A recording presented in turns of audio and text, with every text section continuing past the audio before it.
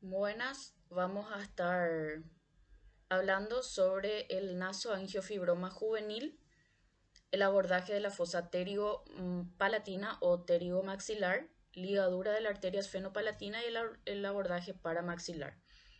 Esta clase está a cargo de la doctora Ruth Benítez y del doctor Sergio Núñez. El nasoangiofibroma juvenil es un tumor histológicamente benigno, pero de comportamiento agresivo y altamente vascularizado. Se presenta casi exclusivamente en varones adolescentes y corresponde al 0,5 a 0,05% de todos los tumores de cabeza y cuello. La lesión tiene un epicentro patognomónico de origen a nivel de la fosa pterigo-palatina. Posteriormente crece a través de las diferentes vías de propagación que suelen seguir los agujeros y fisuras de la base del cráneo. A medida que la lesión se expande hacia adelante, la pared posterior del seno maxilar es empujada progresivamente. Aunque el angionasofibroma juvenil es benigno, puede extenderse intracranealmente a través de la órbita por la fisura orbitaria superior o a lo largo del nervio maxilar hasta la región paracelar.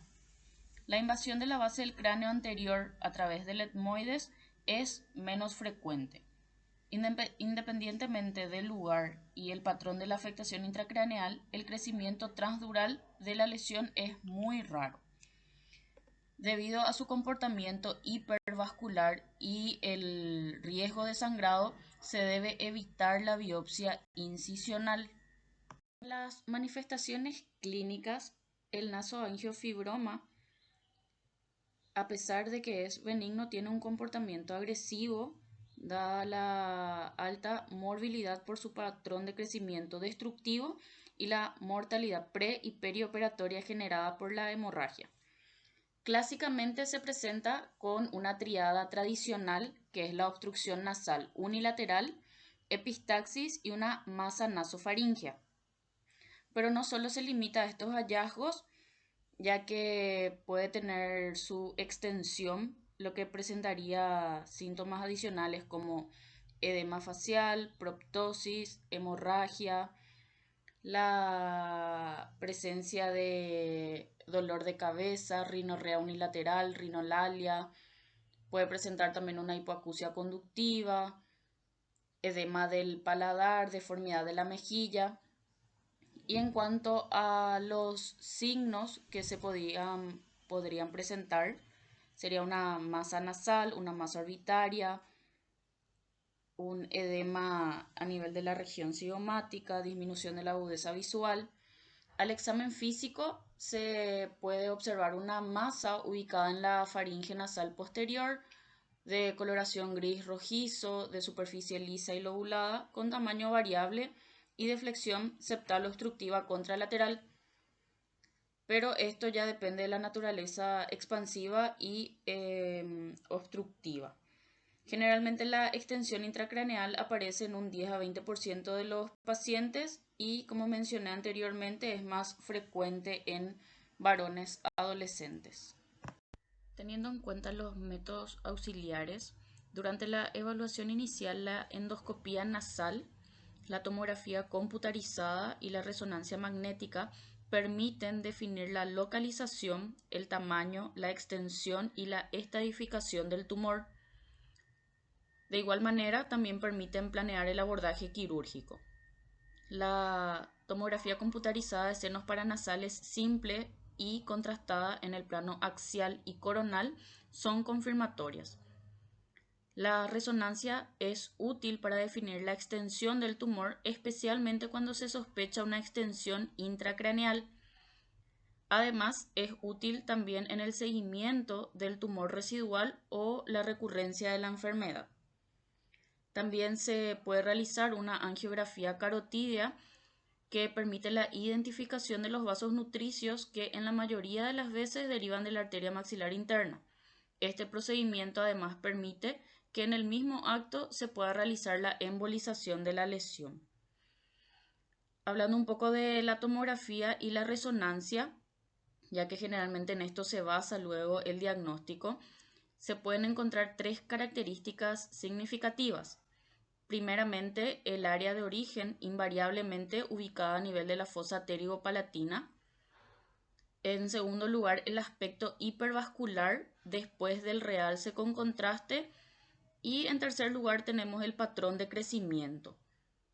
Como mencioné, la tomografía es muy eficaz para detectar la afectación ósea, tanto el remodelamiento como la destrucción de la misma.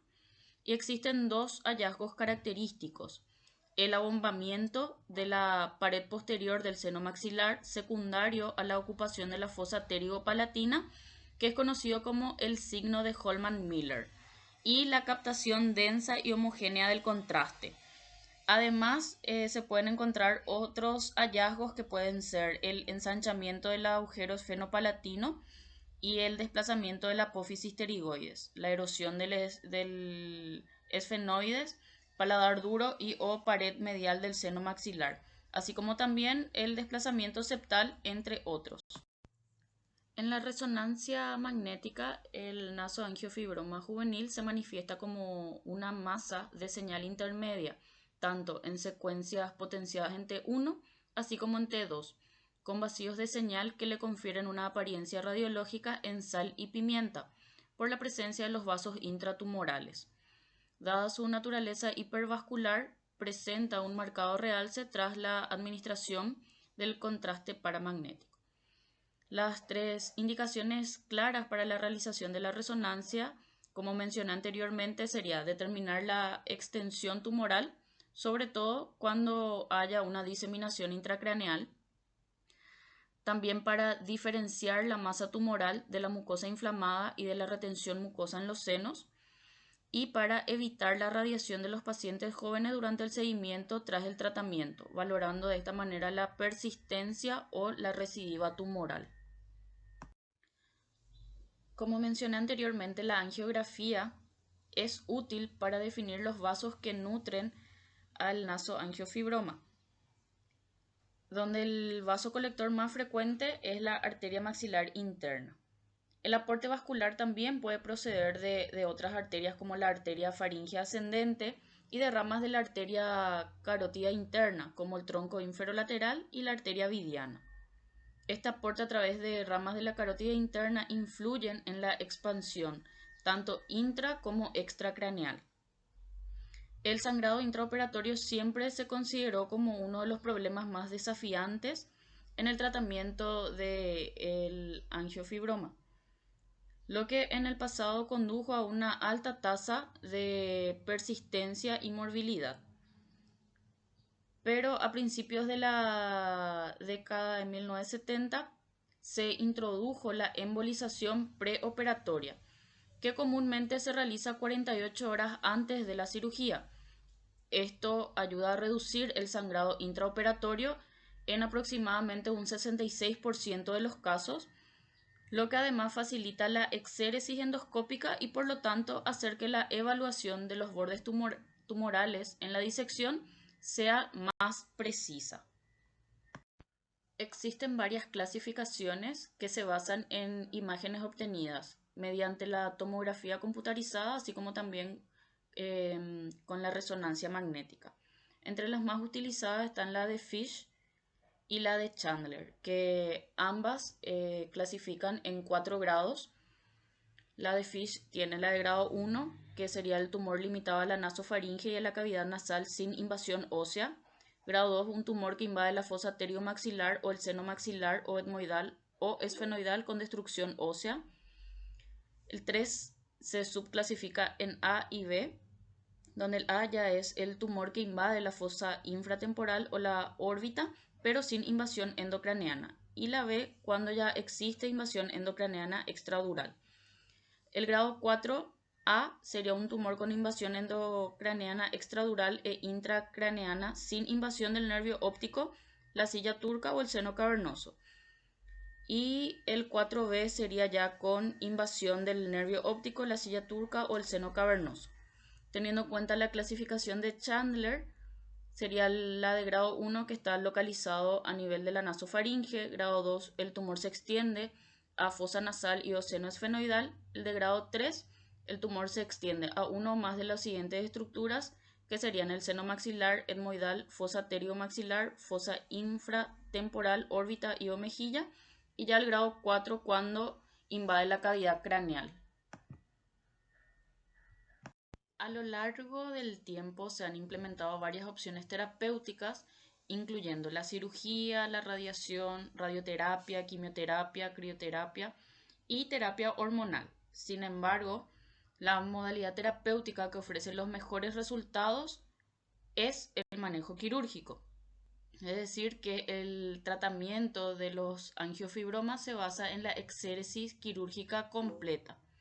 Puede presentar tasas de recurrencia que se presentan en un 15 a 50%. Un abordaje ideal debe considerar la extensión del tumor, la suplencia o aporte vascular y permitir lograr un buen control vascular. Adicionalmente, también debe proveer una máxima exposición para la resección completa con mínima morbilidad.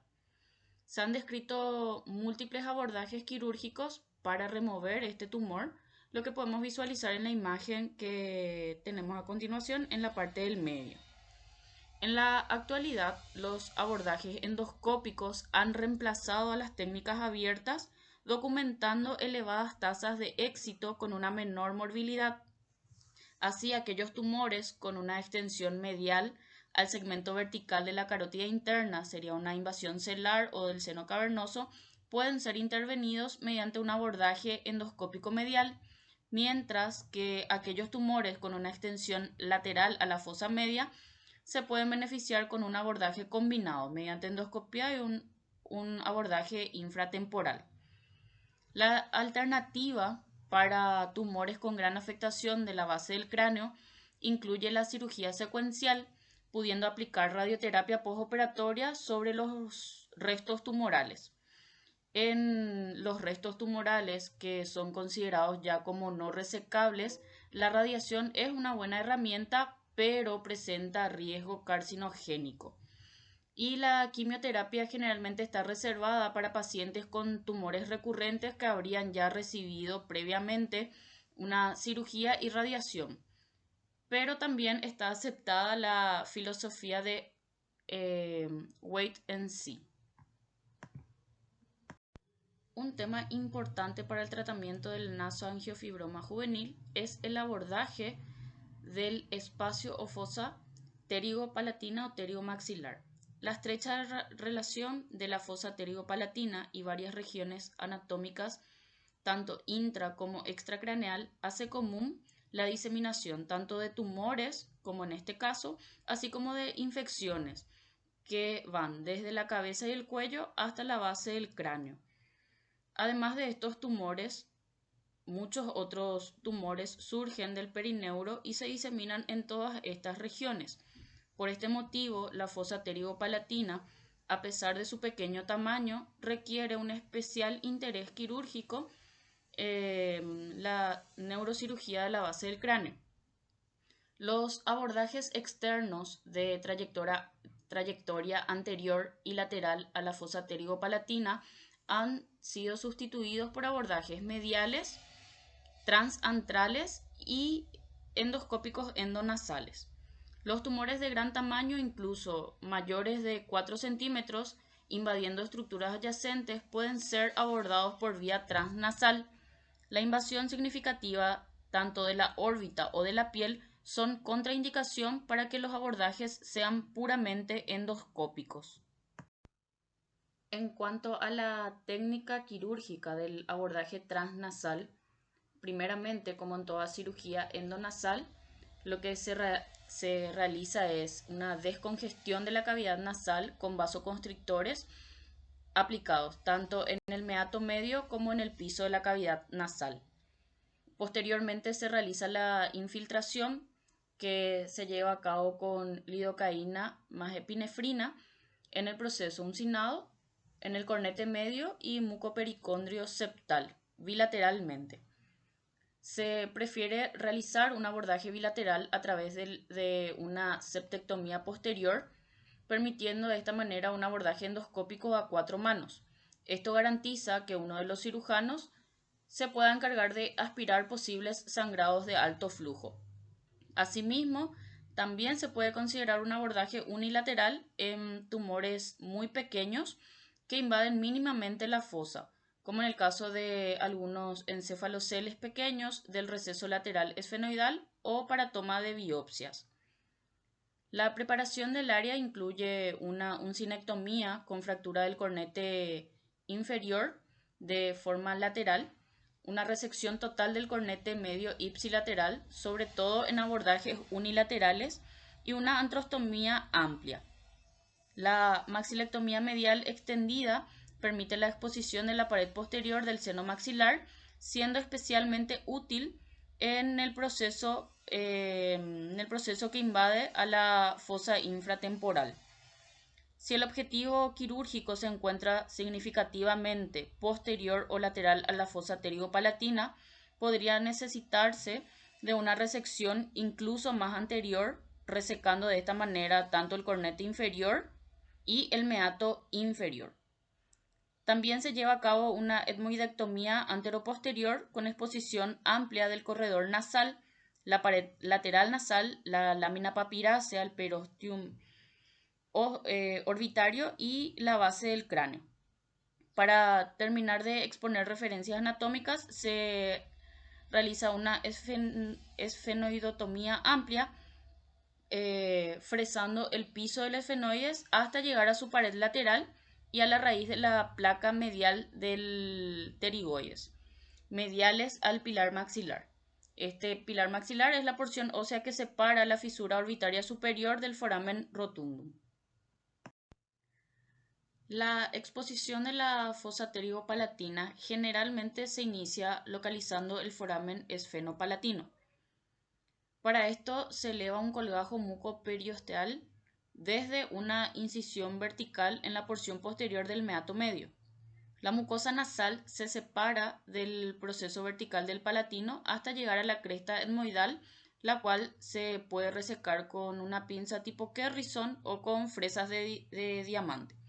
Posteriormente se identifica la arteria esfenopalatina saliendo a través del foramen, como se observa en la imagen A. Este foramen esfenopalatino se encuentra en un 80% de los casos en la transición entre el meato medio y el superior, cubierto por la parte posterior de la inserción del cornete medio, mientras que en un 20% se puede encontrar superior a la lámina horizontal del cornete medio.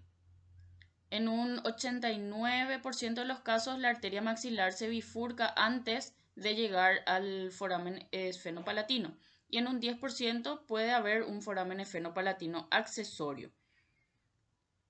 Una vez que se expone el foramen esfenopalatino en su borde anterior, se procede a la exéresis de la cresta etmoidal y la apófisis orbitaria del palatino en dirección anterior y lateral, alcanzando la pared posterior del seno maxilar, de esta manera exponiendo la porción anterior y medial de la fosa pterigopalatina e incluso la totalidad del proceso pterigoides y el piso del esfenoides. Por otro lado, técnicas transpterigoideas o abordajes a tumores con invasión significativa de la fosa requieren una disección más extendida a través de la pared posterior del seno maxilar. Al abordar la fosa pterigopalatina a través de la pared posterior del seno maxilar, se debe garantizar la integridad de las estructuras nerviosas. Se puede tratar de reconocer en la pared posterior del seno maxilar una prominencia vertical y elongada en su porción superior que corresponde al nervio infraorbitario.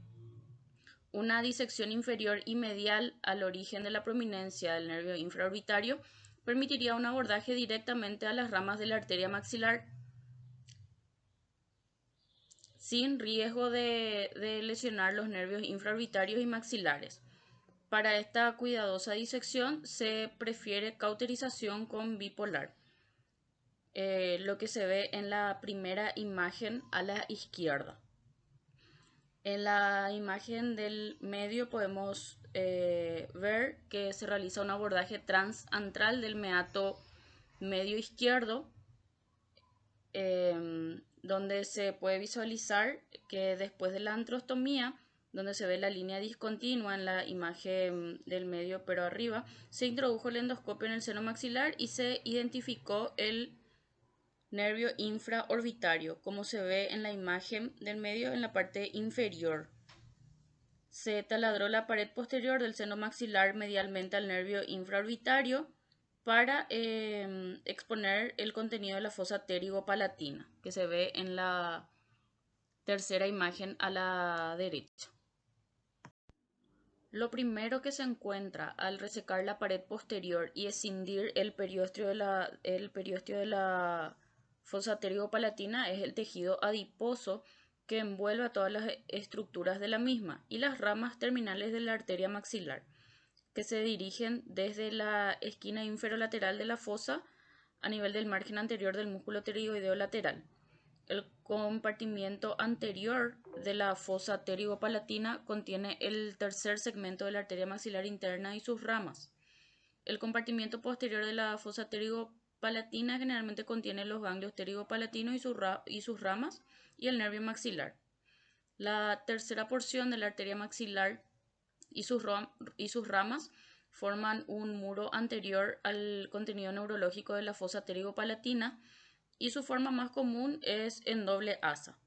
Anteriormente y en el medio generalmente se encuentra la arteria alveolar posterior superior y la arteria infraorbitaria surge medial a esta y se eleva a la fisura infraorbitaria junto al nervio infraorbitario. En la imagen podemos observar la fosa pterigo-palatina izquierda, el cual se visualiza con un endoscopio de 45 grados girado hacia el lado izquierdo. En la primera imagen, lo que se observa es que después de la remoción de la pared posterior del seno maxilar y la grasa, se ve claramente el compartimiento posterior de la fosa pterigo-palatina. Podemos observar la arteria maxilar interna, el nervio infraorbitario y el ganglio pterigo-palatino. Y en la imagen de abajo, con una vista más cercana, de la arteria maxilar interna después de que se desplazó hacia arriba. Si bien el contenido vascular es variable y no permite la orientación dentro de la fosa, el foramen esfenopalatino y el nervio infraorbitario sirven de referencia de los elementos neuronales. El ganglio esfenopalatino, el nervio vidiano y el maxilar son siempre mediales al nervio infraorbitario. Y a su vez todos estos elementos se ubican por encima del plano horizontal del foramen esfenopalatino, a no más de 1 centímetro de distancia. En la porción medial del compartimiento posterior de la fosa pterigo-palatina se encuentra el ganglio esfenopalatino y en el margen superior de la fosa el nervio maxilar que se dirige lateralmente desde el foramen redondo a la fisura infraorbitaria. Al entrar en esta se curva medialmente transformándose en el nervio infraorbitario. Inferior y medial al nervio maxilar se encuentra el nervio vidiano junto a su arteria.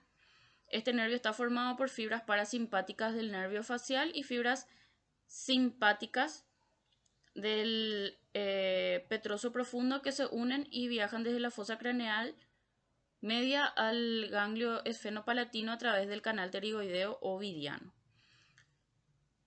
Hay que prestar especial atención al realizar el fresado del canal vidiano porque es el principal sitio de recurrencia de los angiofibromas juveniles.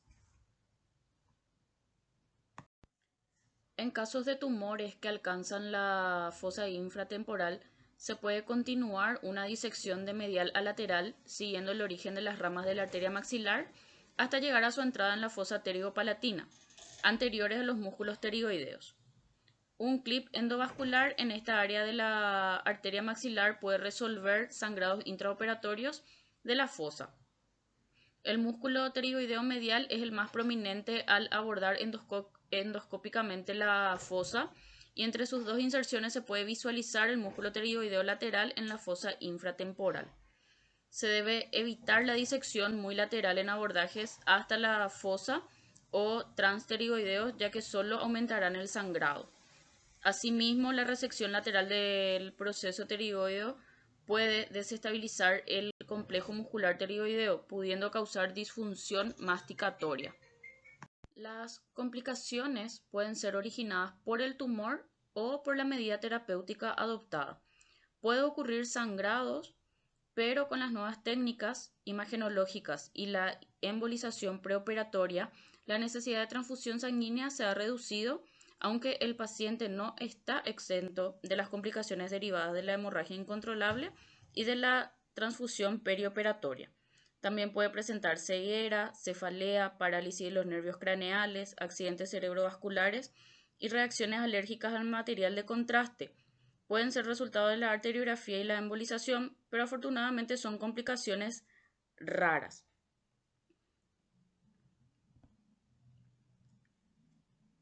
También podemos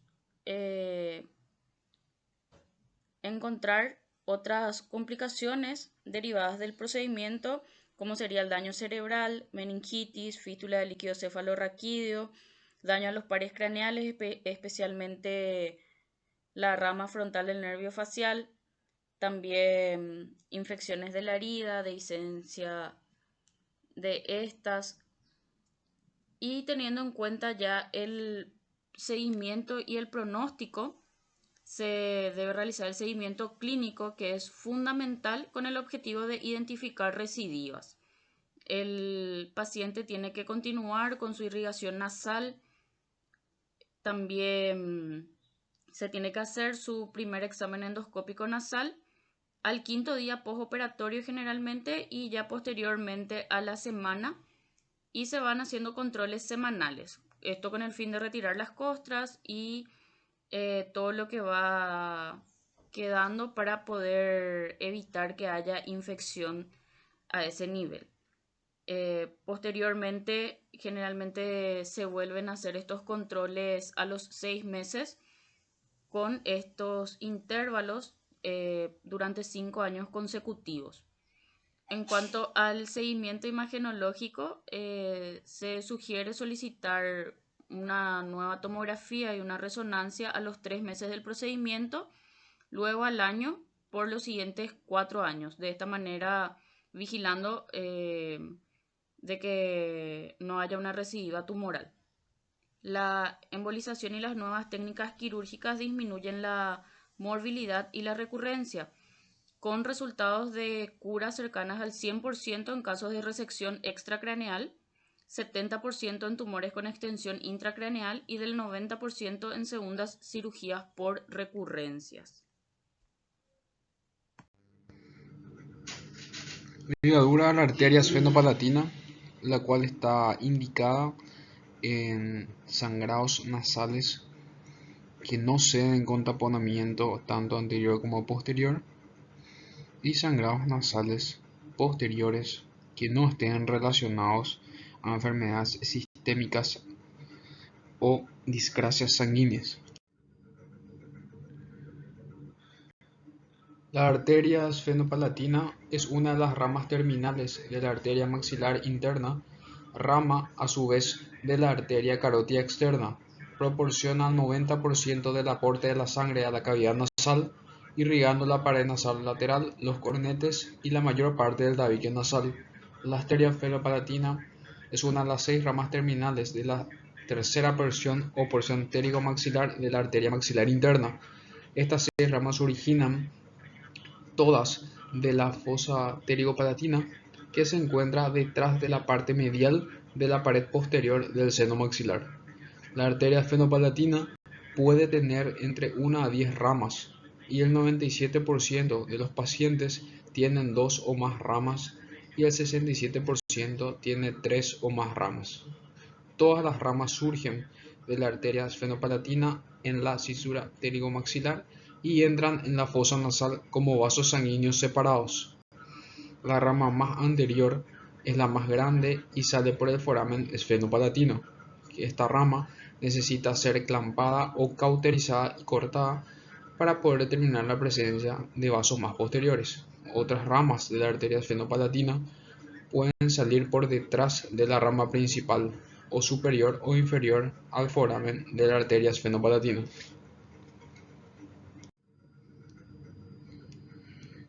En cuanto al consentimiento preoperatorio, de la ligadura de la arteria esfenopalatina, los pacientes deben ser informados que este procedimiento podría fallar, después de lo cual la angiografía y la embolización podrían llegar a ser necesarias para controlar la hemorragia en cuestión.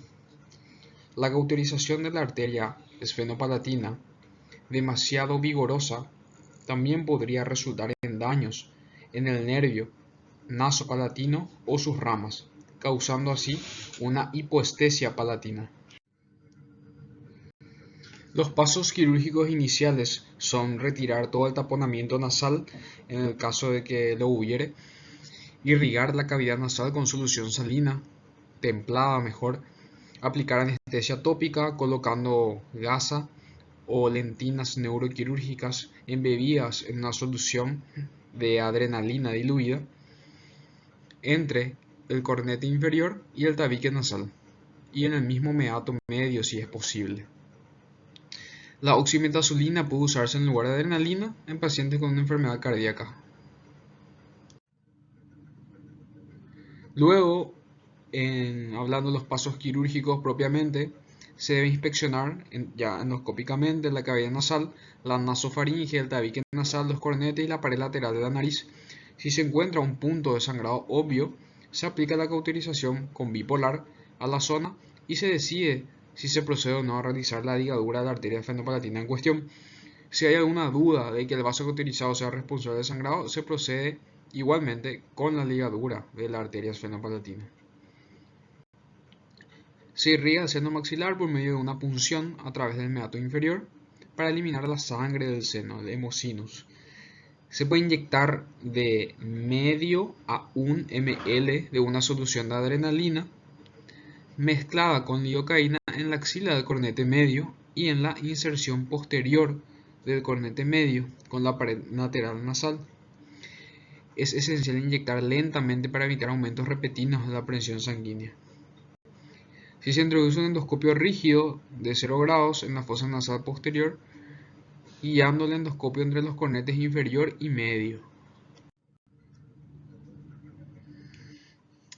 Como veníamos diciendo, introducimos el endoscopio entre el cornete inferior y medio.